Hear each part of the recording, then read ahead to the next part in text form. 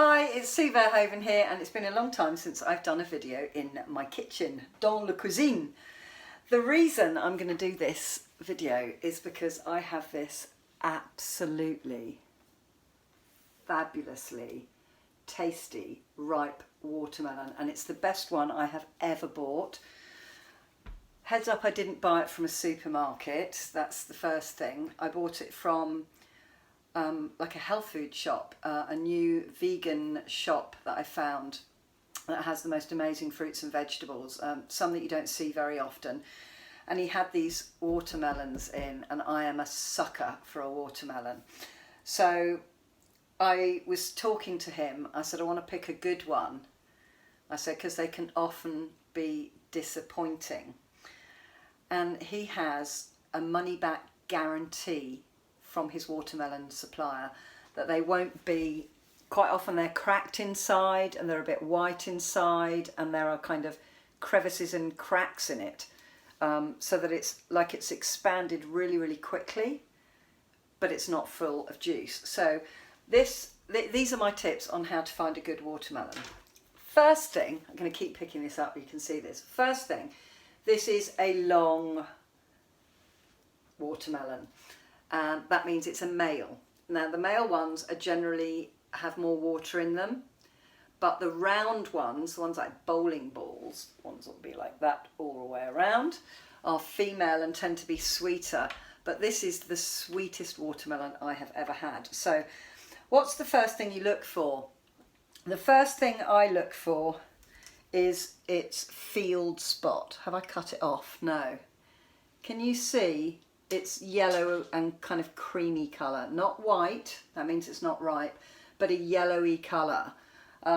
Watermelons grow on the ground, so they're going to be laying on the ground whilst they are growing. So if you have, I find this countless times in supermarkets so I don't buy them, perfect green watermelons, round ones because they don't sell the big ones in the supermarket, well not in the UK anyway. They're all female, they're all perfect, there's no field spot, there's no evidence that it's ever been laying on the ground growing. It's just perfect. And this isn't your natural watermelon, this is your messed about with watermelon. The other thing is look at, I particularly picked this one out as the smallest male one because nobody else will really eat it in my house because they're all, let's not go there. But I looked for the most scarred watermelon.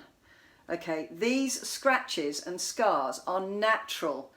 They occur when it is pollinated by bees. So it means lots of bees have visited this flower before it became a melon. Okay, and have continued to collect nectar from it. So you want lots of scratching and you want a flat, you want to see the evidence of where this baby has been laying in the field. So when you pick this, you can tap on them to see if they sound full or hollow as well. I don't know if you can hear this.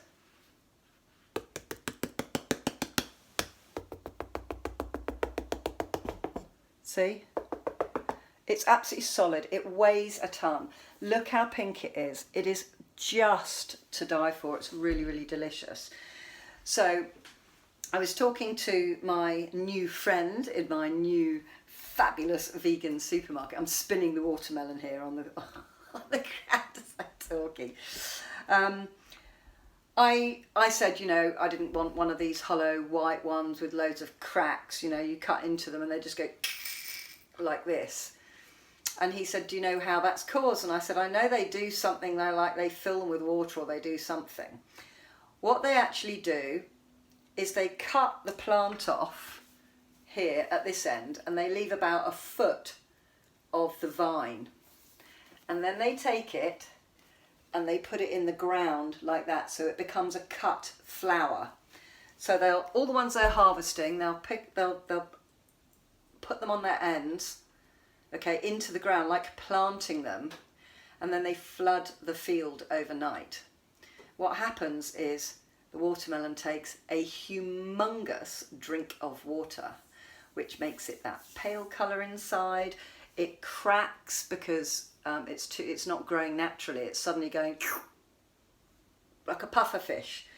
So this is why my greengrocer has a guarantee that if any of his watermelons are cracked or not tasty or not absolutely full of the sweetest juice ever, he gets his money back on it. So that's how to pick a good watermelon.